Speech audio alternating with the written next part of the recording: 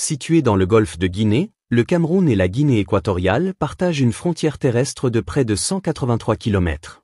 Une frontière qui, au lieu de devenir un pont pour la coopération régionale, est devenue au fil des années un mur invisible de méfiance, de soupçons, et parfois même d'humiliation. Les deux pays, pourtant membres de la Communauté économique et monétaire de l'Afrique centrale, CEMAC, peinent à mettre en place une véritable politique d'intégration sous-régionale. Les expulsions de Camerounais de la Guinée équatoriale ne sont pas des événements isolés, mais plutôt le symptôme d'une relation tendue et fragile. À chaque fois, elles provoquent des remous diplomatiques, une vague d'indignation dans l'opinion publique camerounaise, et relancent le débat sur la souveraineté, le respect des droits humains et la coopération régionale.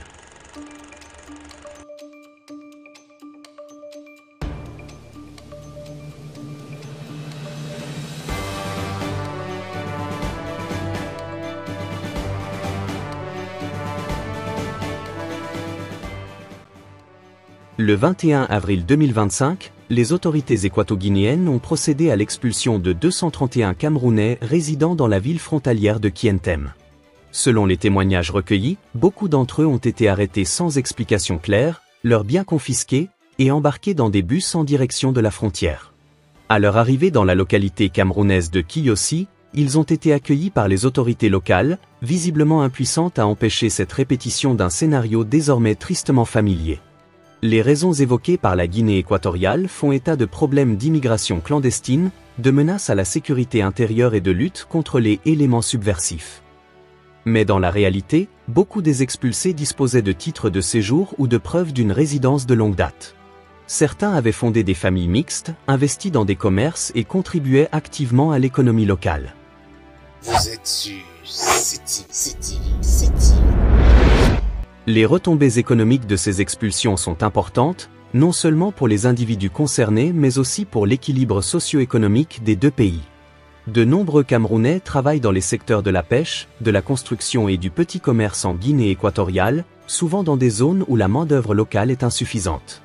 Leur départ brutal provoque une désorganisation de ces secteurs et alimente des tensions dans les zones frontalières. Le mur frontalier en construction depuis 2019 est l'une des principales sources de tensions entre les deux pays. Équipé de miradors, de caméras de surveillance et de points de contrôle renforcés, il symbolise la fermeture progressive de la Guinée équatoriale face à son voisin. Pour beaucoup de Camerounais, ce mur est perçu comme un affront diplomatique et un obstacle à la libre circulation prônée par la CEMAC. Vous êtes sur CETI. Vous êtes sur CETI. Du côté camerounais, les réactions officielles restent mesurées, voire prudentes. Yaoundé privilégie généralement la voie diplomatique, mais cette tenue est de plus en plus critiquée par une partie de l'opinion publique qui attend des réponses fermes. Des voix s'élèvent pour demander la réciprocité ou des sanctions économiques, mais le Cameroun semble freiné par la volonté de préserver la stabilité régionale. Les organisations de défense des droits de l'homme, quant à elles, dénoncent un harcèlement institutionnalisé contre les ressortissants camerounais. Elles appellent les deux gouvernements à respecter les conventions internationales, notamment la Charte africaine des droits de l'homme et des peuples, et à garantir la dignité des migrants. Vous êtes sur CETI. Vous êtes sur CETI. Derrière cette situation, certains analystes évoquent des rivalités d'influence entre les deux États, notamment sur les questions énergétiques et minières.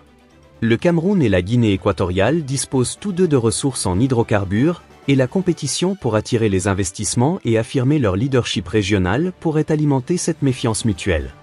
L'éducation des populations riveraines est aussi un facteur aggravant. Le manque d'informations, l'analphabétisme et la pauvreté dans certaines zones frontalières créent un climat favorable à la manipulation, aux arrestations arbitraires et à la stigmatisation des populations étrangères. En réponse à cette crise, plusieurs ONG locales ont proposé de mettre en place des centres d'accueil pour les expulsés, des dispositifs d'accompagnement psychosocial et des programmes de réinsertion économique. Mais sans une volonté politique claire et un dialogue renforcé entre États, ces efforts risquent de demeurer symboliques. Vous êtes sur CETI. Vous êtes sur CETI.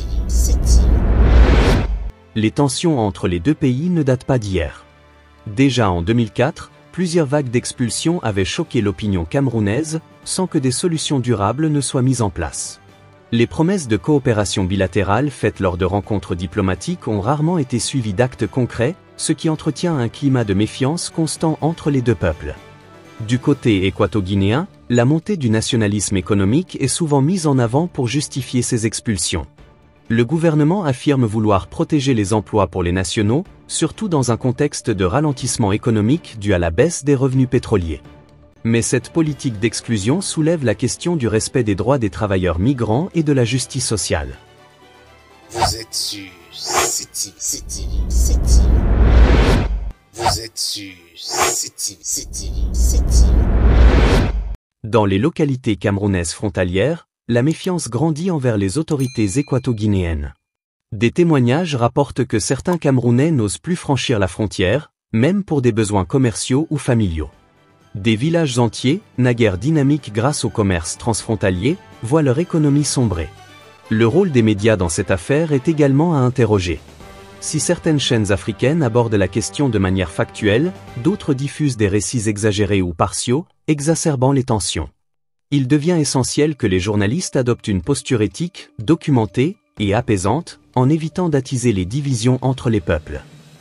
Vous êtes sur c'est TV. Sur le plan sécuritaire, ces tensions pourraient dégénérer si rien n'est fait. On note déjà des actes d'hostilité isolés, comme des violences verbales ou des refus de service dans certains commerces frontaliers. La psychose s'installe et avec elle, le risque d'une escalade imprévisible. Au niveau de la société civile, des voix s'élèvent pour proposer la mise en place d'un observatoire indépendant sur les droits des migrants en Afrique centrale. Une telle structure permettrait de documenter les abus, d'alerter les institutions régionales et de proposer des solutions concertées. Les jeunes, souvent les premières victimes de cette crise, expriment un sentiment d'abandon. Beaucoup rêvaient d'une meilleure vie en Guinée équatoriale, attirés par la richesse pétrolière du pays. Aujourd'hui, ils rentrent désabusés, parfois traumatisés, sans perspective claire dans leur propre pays. Vous êtes sur c'est TV. Les églises et mosquées jouent parfois un rôle d'accueil et de soutien aux expulsés. Des paroisses de Kiyosi ou d'Ebolowa ont offert nourriture, hébergement temporaire et soins médicaux. Mais ces actions restent limitées sans soutien financier des autorités ou des ONG internationales. Enfin, plusieurs experts en relations internationales appellent à la réactivation du dialogue sous l'égide de l'Union africaine ou de la CEMAC. Il estime qu'un cadre multilatéral serait plus efficace pour établir un accord clair sur la circulation des personnes, la protection des migrants et le respect mutuel des souverainetés.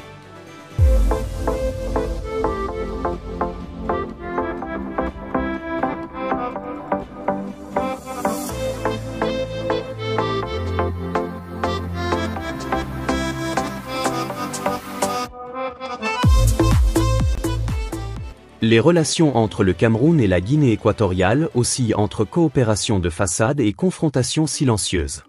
Les expulsions répétées, le mur frontalier et la suspicion permanente en sont des signes évidents. Si la diplomatie reste le levier privilégié pour apaiser les tensions, elle doit désormais s'accompagner d'une volonté politique sincère et d'un engagement réel en faveur de l'intégration régionale.